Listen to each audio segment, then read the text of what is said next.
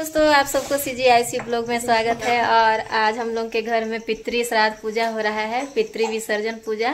तो पितृ विसर्जन पूजा कैसे करते हैं वो आप लोगों को मैं दिखाऊंगी आज।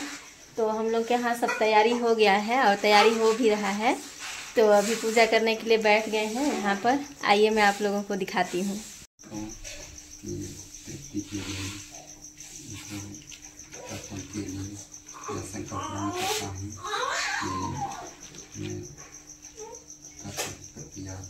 आज 19 तारीख 19/9/2024 को आज सर्व पुत्रों की तृप्ति के लिए यह संकल्प ग्रहण करता हूँ।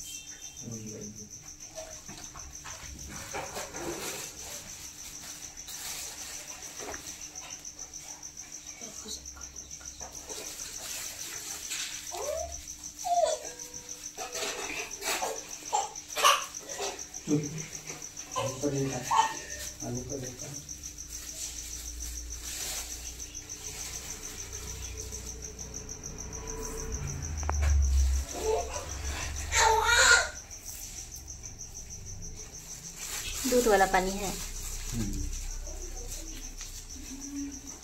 दूध, गंगा जल और इसमें तिल, जौ और सफ़ेद चंदन मिक्स करके इसमें ऐसे भर देते हैं। 81 वाला है अंगूठी। ये कुसा है। कुसा।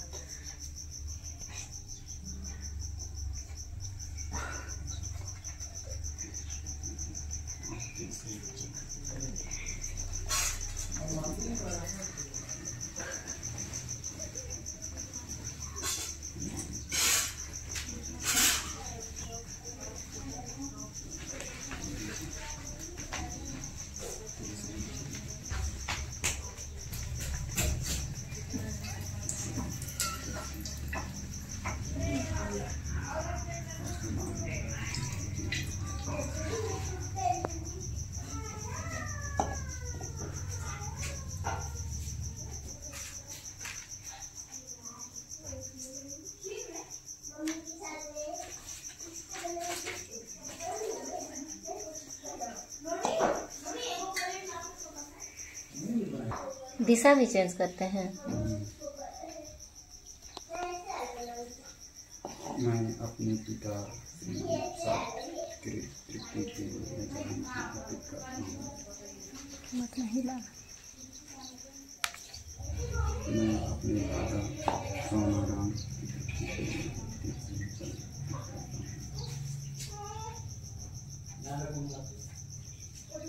मैं परदादा लेकिन की तृप्ति के लिए अर्पित करता हूँ।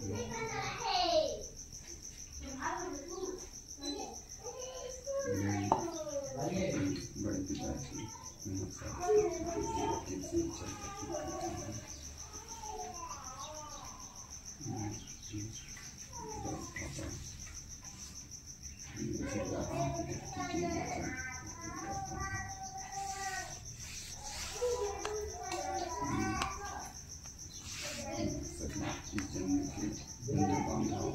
जो मुझसे चल पाए के लिए जल करता हूँ। मैं अपने पूरे जन्म के सभी बंधु बांधव की तृप्ति के लिए दिल से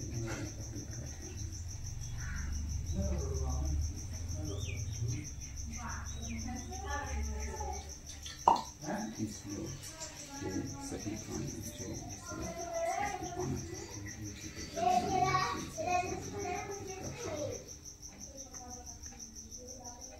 मैं अपने पूर्व जन्म के सभी बंधु बांधव जो इसे जो पाना चाहते हैं उनके लिए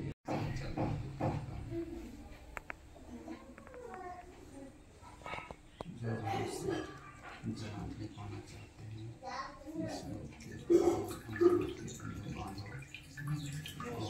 और सभी पूर्व जन्म के बंधु बांधव जो इसे जो पाना चाहते हैं उन सभी तृप्ति के लिए यह दिल से ही मैं अर्पित करता हूँ।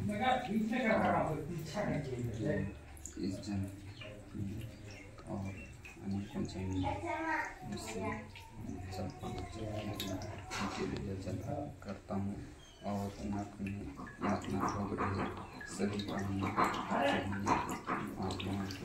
के लिए दिल से ही जल करता हूँ और जो भी उन सभी के लिए दिल से ही जल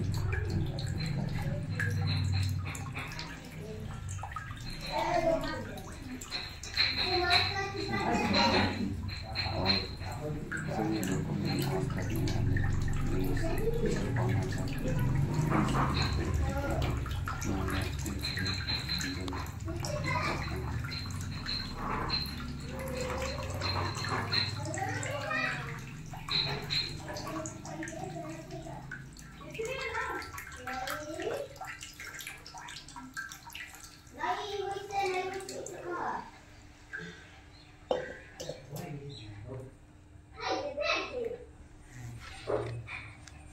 इस प्रक्रिया में जो भी मुझसे गलती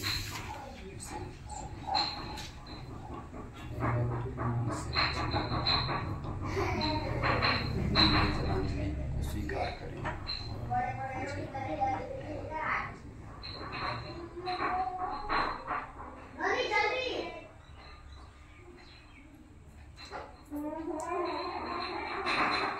तो दोस्तों अभी जो पूजा आप लोग देखे वो था पितृतर्पण और देव तर्पण और पितृतर्पण।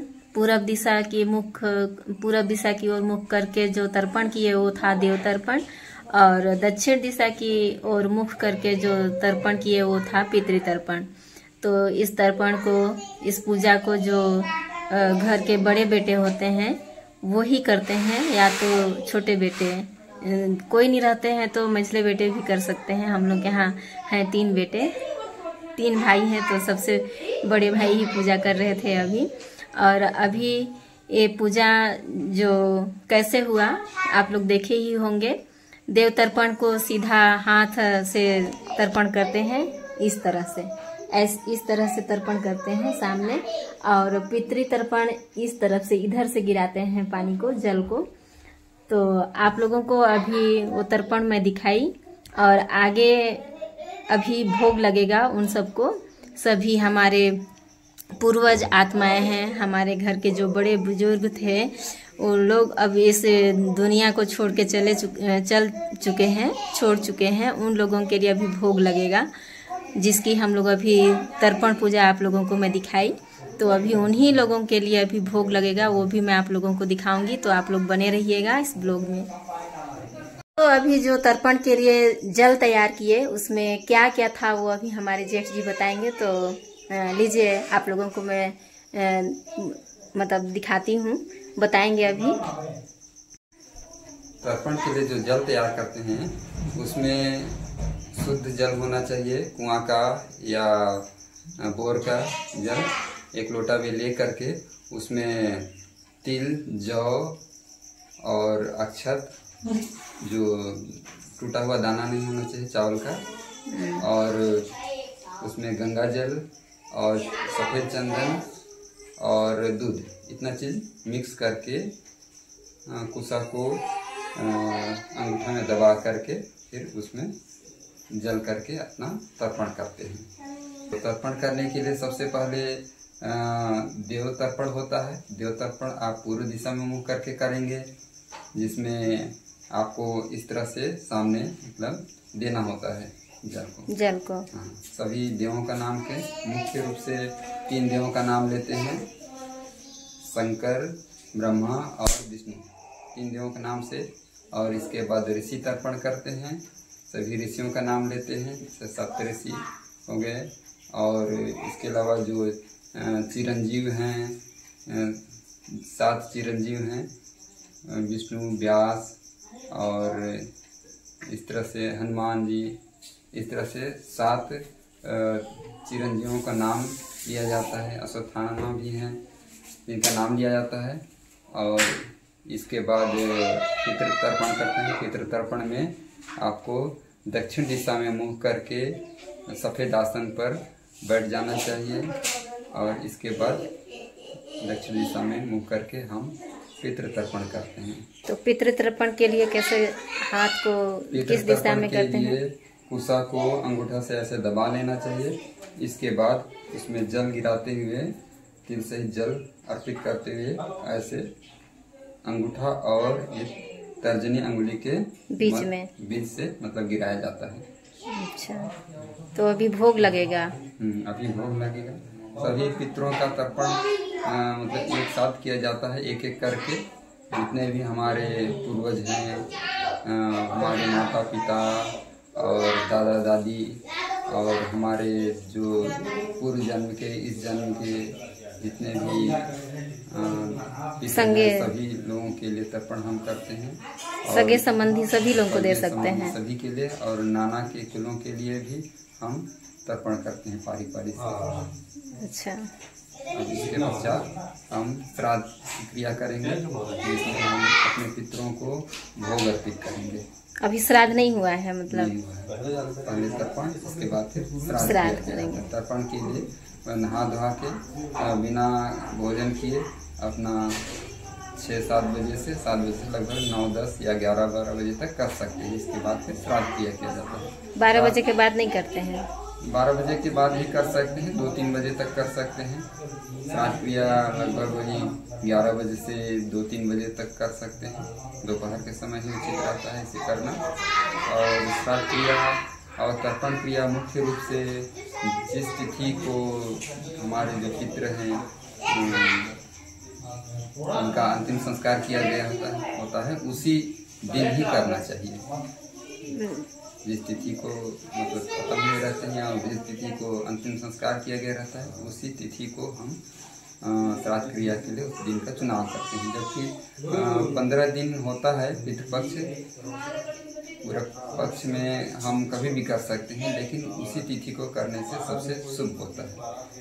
तिथि और दिन दोनों देखा जाता है? हाँ, तिथि को ही, विशेष रूप से तिथि को ही देखा जाता है। अच्छा, और कुछ? अब आगे देखिएगा श्राद्ध क्रिया कैसे किया जाता है। अच्छा, धन्यवाद। तो दोस्तों आज हम लोग पूरे फैमिली पितृ तर्पण का पूजा रखे हैं और बहुत अच्छा से पूजा हो रहा है। सब लोग तैयारी कर रहे हैं। हमारी छोटी छोटी बच्चियां, बच्चे सब लोग बहुत सहयोग कर रहे हैं और बहुत सुंदर जानकारी दिए। ये सब जानकारी हम लोग नहीं जान रहे थे, पर बड़े हैं तो बड़ों का बहुत फर्ज रहता है, जो सब कुछ जानते हैं, नॉलेज ग्रहण करते हैं, कहीं कहीं से देख के, कहीं से सुन के। पर अब पूजा हो रही है घर में, तो हम लोगों को भी पता चल रहा है कि कैसे होता है, क्या चीज़ का पूजा होता है, इस पूजा में क्या क्या करते हैं। सब जानकारी हम लोगों को नहीं पता था, आज पता चल रहा है, पहली बार जान रही हूँ मैं। तो आज भोग लगेगा, अभी तो पितृ तर्पण हो गया है, भोग लगेगा, उसको मैं आप लोगों को दिखाऊंगी। उसके बाद भी कुछ जानकारी भोग कैसे लगाते हैं वो सब आप लोगों को बताऊंगी। देखिए अभी किस तरह से तैयारी हो रही है पितृभोग के लिए। देखिए यहाँ पर पूड़ी बना रहे हैं हमारे प्यारे जी, और क्या नाम, प्रियांशु भगत है ना। कितना चाचा भतीजा दोनों लगे हुए हैं, ये पूड़ी बना रहे हैं गोल गोल। वाह, प्रियांशु बेला है, शंकर खीर बना रहा है। यहाँ चाचा भतीजा पूड़ी बना रहे हैं और इधर बना रहे हैं दोनों माँ बेटा। क्या बना रहे हैं? खीर। बड़ा खीर पूरी। वाह, एकदम गोल गोल पूड़ी। और इधर बड़ा बना रहे हैं, ये बड़ा भी है बड़ा। और इसमें शंकर, हम लोग का शंकर बाबू खीर बना रहा है भोग के लिए। ये देखिए कितना सुंदर मस्त गोल गोल तला। इस तरह से हमारे छोटे छोटे बाबू मैया लोग बहुत सुंदर तैयारी कर रहे हैं हमारे पूर्वजों को भोग लगाने के लिए। तो अभी भोग लगेगा, मैं आप लोगों को दिखाऊंगी। बहुत अच्छा लग रहा है। बहुत दूर से आए हो? हाँ, भोग लगाने के लिए बहुत दूर से आए हैं, सूरजपुर से। यहाँ नहीं रहते हैं, बाहर रहते हैं, पर भोग लगाना जरूरी है, इसलिए आके सब लोग तैयारी कर रहे हैं। पूरा परिवार से ही। तो आप सब देख सकते हैं यहाँ पर भोग लगाने की विधि शुरू हो चुकी है और सभी लोग बैठ चुके हैं। सब लोग तैयार होके सब मस्त कितना धोती कुर्ता में बैठे हैं और बहुत ही अच्छा लग रहा है। और अब भोग लगाना शुरू हो गया है, तो आप लोग मस्त ध्यान से देखिएगा कैसे भोग लगाते हैं।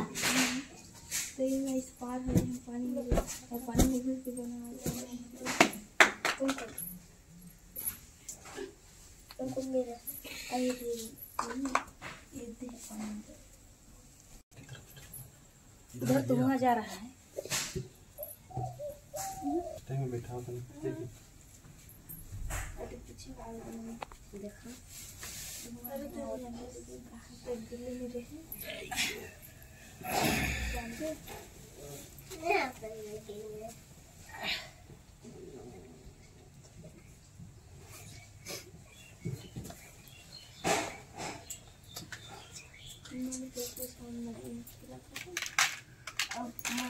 लकड़ी रहना पड़ेगा।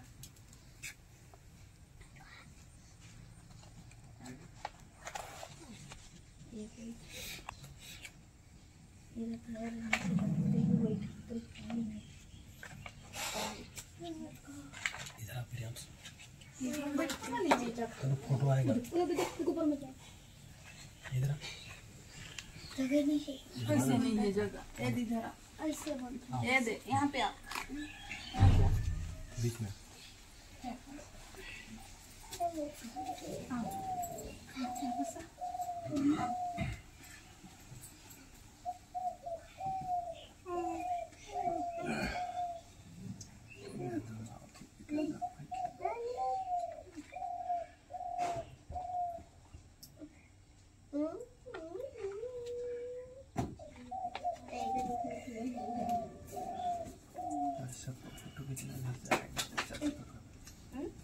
फोटो खींचना है ना, उधर से सबका आएगा हम लोग का, जैसे लोग नहीं आए थे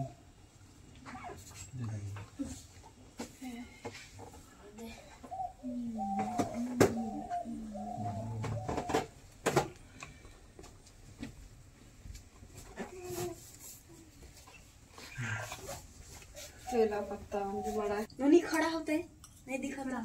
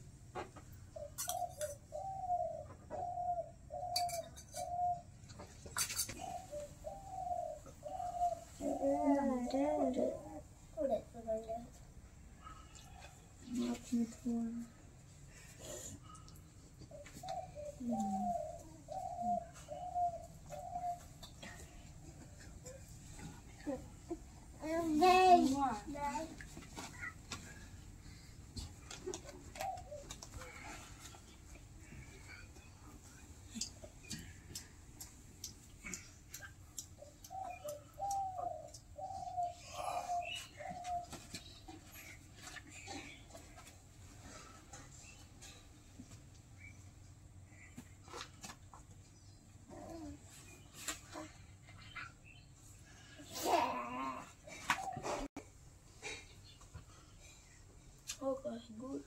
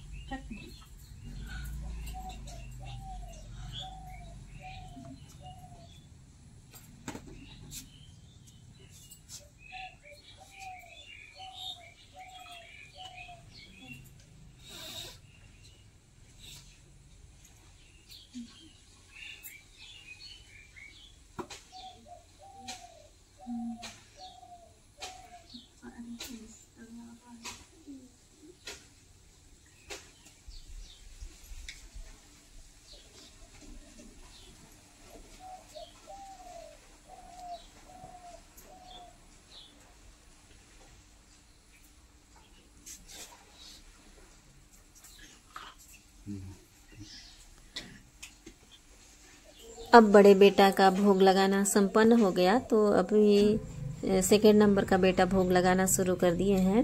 वो भी अपने पूर्वजों को भोग लगा रहे हैं अपने हिसाब से, उन लोगों का नाम ले करके बहुत प्यार से।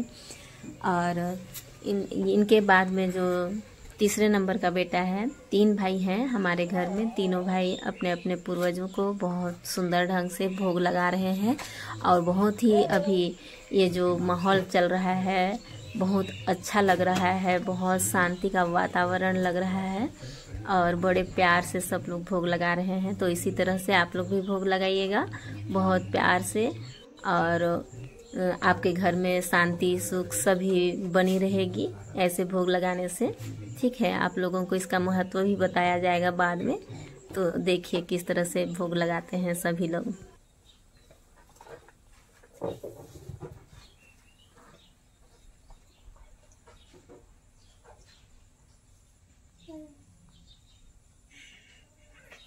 सभी को स्मरण करके सभी का नाम लेके मंदिर में। अब दूसरे नंबर का बेटा का भी भोग लगाना संपन्न हो गया। अब तीसरे नंबर का बेटा शुरू कर चुके हैं भोग लगाने के लिए। ये भी बहुत प्यार से भोग लगा रहे हैं हमारे घर के पूर्वज लोगों को। देखिए किस तरह से भोग लगा रहे हैं। यही है हमारे तीसरे नंबर का बेटा इस घर के। और सभी लोग शांति से कितना मस्त सब लोग पूजा देख रहे हैं, भोग स्वीकार करा रहे हैं पूरा फैमिली मिल करके। बहुत ही अच्छा लगता है इस तरह से पूरा फैमिली जब हम लोग मिलते हैं और बड़े प्यार से रहते हैं। और देखिए किस तरह से सब लोग शांत स्वरूप में होकर सब लोग पूजा संपन्न कर रहे हैं।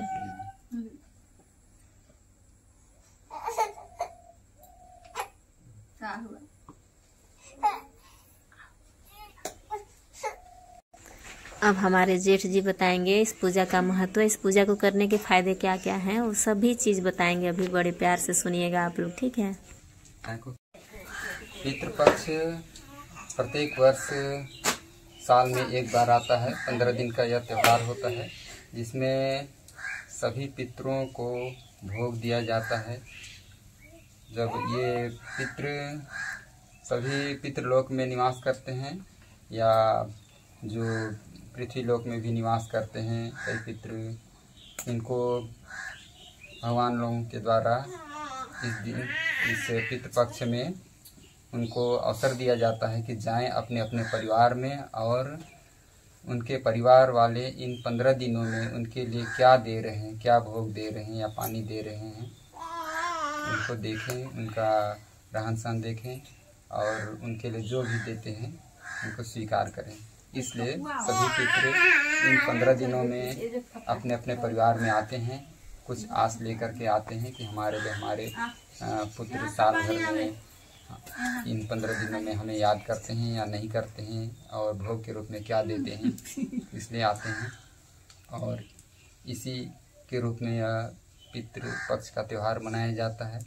और जिसका पितृ पूजा करना होता है उसके लिए उनकी मृत्यु तिथि जब होती है उसी दिन अंतिम संस्कार किया जाता है या फिर दूसरे दिन किया जाता है। तो जिस दिन अंतिम संस्कार किया जाता है तो उस दिन उस तिथि को ही हम लोग पितृपक्ष में उसी तिथि को उनका श्राद्ध कर्म करते हैं या तर्पण कर्म करते हैं। तो जब भी उनका तिथि पड़ता है, जैसे मेरे पिताजी का है द्वितीय तिथि को, तो इसी दिन मैंने तर्पण का कार्य भी किया और अब श्राद्ध का कार्य भी किया। इसमें सभी परिवार के सदस्यों को शामिल होना होता है और मुख्य रूप से इसमें जो घर के बड़े सदस्य रहते हैं, बड़ा भाई हो गया, वो करते हैं। और जिनके घर में कोई लड़के नहीं हों तो उनकी बेटियां भी कर सकती हैं इसे। कोई भी कर सकते हैं, नहीं रहने से कोई भी कर सकते हैं। और इसके लिए तर्पण कैसे किया जाता है मैंने तो पहले बताया। और इसके बाद तर्पण के पश्चात भोग देते हैं पितरों को। सबसे पहले उनको भोग देने के लिए मतलब कंडा जलाया जाता है। कंडा में गोबर का कंडा, गोबर के कंडा में इसे भोग दिया जाता है। इसके लिए सब्जी तैयार किया जाता है जो बिना नमक और बिना हल्दी, बिना मसाला, बिना तेल का तैयार किया जाता है। मतलब भोग बिना सब्जी बिना मसाला का तैयार किया जाता है। 7 प्रकार का कोई भी सब्जी हो, बिना मसाला, बिना नमक, बिना तेल का सब्जी तैयार किया जाता है। जो 7 प्रकार का आइटम या 9 प्रकार का आइटम उसमें मिलाया जाता है। 16 प्रकार, 32, 36 प्रकार का भी मिलाया जाता है ना। वो अपनी इच्छा अनुसार आप कर सकते हैं। 5 प्रकार, 7 प्रकार या 9 प्रकार का मिला के इसे जोड़ा नहीं होना चाहिए, बना सकते हैं। और चावल बनाया जाता है, खीर बनाया जाता है, पूड़ी बनाया जाता है और मक्का, गुड़, घी इन सब को मिलाकर अग्नि में उन्हें गोबर के कंडा जलाकर उसमें भोग दिया जाता है उन पितरों का नाम करके। और जो हमारे पिता हैं, माता हैं या फिर हमारे परिवार में कोई भी सदस्य की मृत्यु हुई है उनके नाम से वहाँ पर नाम लेकर के उनको आह्वान करके भोग दिया जाता है। तो पितृ पूजा करने के बाद उसका फायदा क्या होता है घर वालों को? पितृ पक्ष में उन पितरों को भोग देने पर या तर्पण देने पर क्या है, उनको तृप्ति होती है, उनकी जो भूख है शांत होती है, उनकी प्यास बुझ जाती है। जो वो बरसों से प्यासे रहते हैं, भूखे रहते हैं, उनको उनका नाम लेकर देने से उनको तृप्ति मिलती है और वे आशीर्वाद देकर जाते हैं, जिसकी वजह से घर में किसी भी प्रकार की समस्या है वो दूर हो जाती है। और यदि पितरों को याद नहीं किया जाता, एक प्रकार से ये याद करने का ही तरीका है। पितरों को इस पितृ पक्ष में याद ना किया जाए, भोग ना दिया जाए, तर्पण ना किया जाए तो वो लोग श्राप देकर जाते हैं। तो इसमें परिवार में लड़ाई झगड़ा होता है या घर में कोई भी दुश्मन जैसे डाइन टोनाई लोग कुछ कर देते हैं वो भी जल्दी लगता है। और जैसे आकस्मिक मृत्यु भी हो सकती है या दुर्घटना हो सकता है, कोई भी घटना हो सकता है, या परिवार में सांप बिच्छू जैसे कई चीज़ों का प्रवेश होता है। इस तरह से घर में आपसी लड़ाई झगड़ा, कलह, पति पत्नी में सुलह न रहना, इस तरह से अनेक प्रकार की समस्याएं आती हैं। घर में गरीबी आती है, पैसा आएगा एक तरफ से और कहाँ चला जाएगा वो पता ही नहीं चलता है, पैसा बहुत खर्च होता है। इस तरह से घर में चारों तरफ से अशांति होती है। जिस परिवार में भी आप लोगों ने देखे होगा कि बहुत लड़ाई झगड़ा होता है, बहुत उनके घर में दरिद्रता होती है, गरीबी होती है, तो और उनके घर में आकस्मिक दुर्घटना भी होती है, तो उनके घर का कारण वही है कि वो लोग पितृ पक्ष को नहीं मानते हैं, पितरों के लिए कुछ भी नहीं देते हैं। क्योंकि जिन पितरों ने हमें जीते भर तो पूरे हमें बचपन से युवावस्था तक हमें पाला पोसा और सब प्रकार का हमें खर्च दिया, हर प्रकार का खर्च का वहन किया, और जब उनकी मृत्यु के पश्चात हमारा भी फर्ज बनता है कि हम उसे कुछ न कुछ भोग के रूप में दें। जब हमें देवी देवताओं के द्वारा पितरों को भेजा जाता है कि जाओ अपने परिवार को देख के आओ कि तुम्हारे परिवार में तुम्हारे लिए क्या दिया जा रहा है, तो इस बीच में हमको पितृपक्ष में याद करना होता है और उनको भोग के रूप में दिया जाता है, भोग दिया जाता है और तर्पण किया जाता है। और इसके अलावा भी इस पक्ष में हम गौ माता को उनके नाम से जब भी हम खाना बनाते हैं, रोटी बनाते हैं, तो सबसे पहले निवाला गौ माता को दें, कुत्ते को दें या कौवे को दें, तो उससे भी अत्यधिक पुण्य की प्राप्ति होती है और उनको उस रूप में उनको प्राप्त होता है। जो हम देते हैं भोग या जिस तरह से भौतिक रूप में हम क्या क्या चीज को पितृपक्ष में जैसे भोग खिलाते हैं, जो भोग लगाया हुआ रहता है उसको किसको किसको देते हैं? जो भी भोग लगाते हैं उसे हमको खुद को नहीं खाना चाहिए, उसको गाय, सबसे प्रमुख रूप से गाय, कुत्ता और चींटी और कौवे, इतने को हम देते हैं। तो प्रत्यक्ष रूप से मतलब हमारे पितरों को ही ग्रहण होता है। इससे ये होता है कि मतलब उनकी आत्मा तृप्त होती है, गाय की आत्मा, कुत्ते की आत्मा, तो ये मतलब माना गया है कि मतलब पितरों को ही इसकी पुण्य की प्राप्ति होती है, जिससे वह कहीं भी दुख भोग रहे होंगे, भूत योनि में या प्रेत योनि में कष्ट भोग रहे हैं, उनके कर्मों के अनुसार या आकस्मिक मृत्यु हो जाने की वजह से वो लोग प्रेत योनि में भटकते रहते हैं, तो उनको मुक्ति प्राप्त होती है और वो लोग अपने पितृलोक में जाते हैं, पितृलोक में निवास करते हैं। जब तक उनकी दूसरा जन्म ना हो जाए तब तक उनको मतलब सद्गति प्राप्त होती है। और दूसरा जन्म हो जाने के बाद भी यहाँ हम उनके नाम से अगर दे रहे हैं तो उस जन्म में भी उनको सुख शांति की प्राप्ति होती है। इसलिए यह पितृपक्ष में पितरों को श्राद्ध कर्म करना चाहिए। श्राद्ध कर्म कहने का मतलब ये है कि श्रद्धा से दिया हुआ भोजन है, श्रद्धा से दिया हुआ पानी है। क्योंकि हम जब तक जीते हैं तो हम प्रत्यक्ष रूप से भोजन ग्रहण करते हैं, लेकिन जब वो लोग मृत्यु को प्राप्त हो जाते हैं, प्रेत योनि में होते हैं, तो उस समय में वो लोग प्रत्यक्ष रूप से भोजन को ग्रहण नहीं कर सकते। हम खाना बना के रखे हैं लेकिन वो ग्रहण नहीं कर सकते। जब तक उनके नाम से उनको नाम ले करके ना दिया जाए तो वह ग्रहण नहीं करते हैं, क्योंकि उनका भौतिक शरीर तो होता नहीं है, तो इसलिए भौतिक रूप में वो लोग ग्रहण नहीं करते हैं। लेकिन वो लोग अदृश्य रूप में उनको हमारे द्वारा दी गई भोग अदृश्य रूप में, मानसिक रूप में उन्हें प्राप्त होती है, जिससे उन्हें शक्ति प्राप्त होती है और वह कमज़ोर से प्रबल शक्तिशाली हो जाते हैं और उनको उनके जो भी कर्म है, बुरे कर्म करते हैं और उनको सद्गति की प्राप्त होती है। और जो कई लोगों के आकस्मिक मृत्यु होती है दुर्घटना में, वो लोग अत्यंत दुख में और अत्यंत कष्ट में होते हैं। जैसे कई लोग फांसी लगा के मर जाते हैं, वो लोग अत्यधिक दुख में होते हैं। वो लोग ऐसे प्रेत योनि के चक्र में इस तरह से फंस जाते हैं कि वो लोग को कुछ समझ में नहीं आता कि हम उससे कैसे मुक्ति प्राप्त करें, कैसे बाहर निकलें।